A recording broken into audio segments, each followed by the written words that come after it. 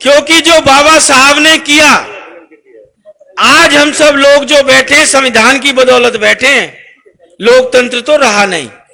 अगर जो संविधान की धारा ना होती ना, नीरज शर्मा का तो अब तक 26 जनवरी वाले दिन कत्ल हो लिया होता। और जो सरकार के इरादे थे आप सबने देखे, और बड़े हुड्डा साहब किस तरीके से मुझे चंगुल से छुड़ा के लाए, ये संविधान ही था बाबा साहब का दिया हुआ, जो नीरज शर्मा आपके बीच में जिंदा बैठा है। और बाबा साहब ने संविधान किसके लिए बनाया? जिसके पास ताकत कम हो, जिसके पास साधन कम हो। और हमारी रामायण भी क्या कहती है? प्रियंका दीदी जी ने भी पीछे दिल्ली में भाषण में कहा था कि रावण के पास ही था सब कुछ, राम जी के तो पैरों में जूते चप्पल भी नहीं थे। आज शायद सरकारों की भी स्थिति यही है।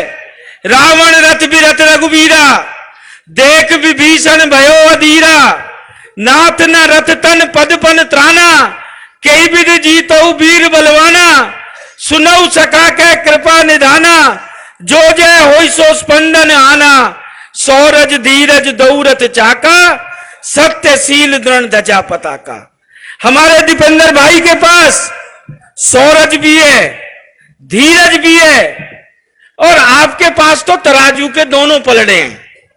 आज इस कड़कड़ाती धूप में आप जो लोग यहां बैठे हैं, ये आपको बात कहने का मकसद सिर्फ इतना है कि आप तो हमारे हो, जो हमारे नहीं है उनको भी अपना बनाओ।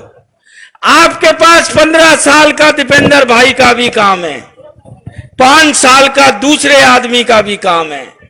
और मेरी मातृशक्ति बैठी है यहां, अपने कलेजे पे हाथ रख के कह देना कि जैसे रामायण के अंदर जब वनवास खत्म हुआ तो केकई मां मिलने से बड़ी संकुचा रही थी, तो राम जी ने कहा कि मां ये सब कुछ तो मेरा किया हुआ है, आप क्यों परेशान हो रही हो?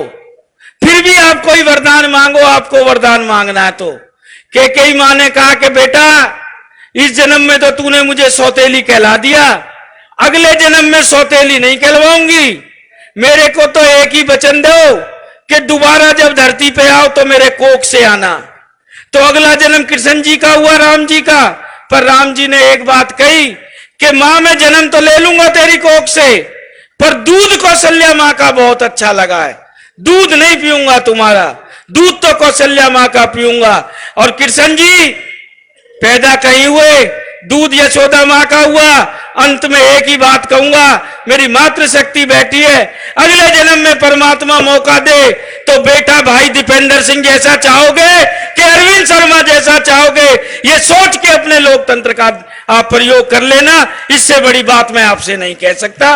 और अंत में दीपेंद्र भाई के लिए 2 ही लाइनें, तजे आकाश तारागण, तजे आकाश तारागण, तजे गंभीरता सागर, हिमालय का बने रजकण, कहे मोती जो पत्थर को, अनल हो चांद से पैदा, बहे गंगा भी उत्तर को, हिरण खेले मां सागर में, जल की मछलियां तल में, न फूलों में सुगंधी हो, न शीतलता रहे जल में।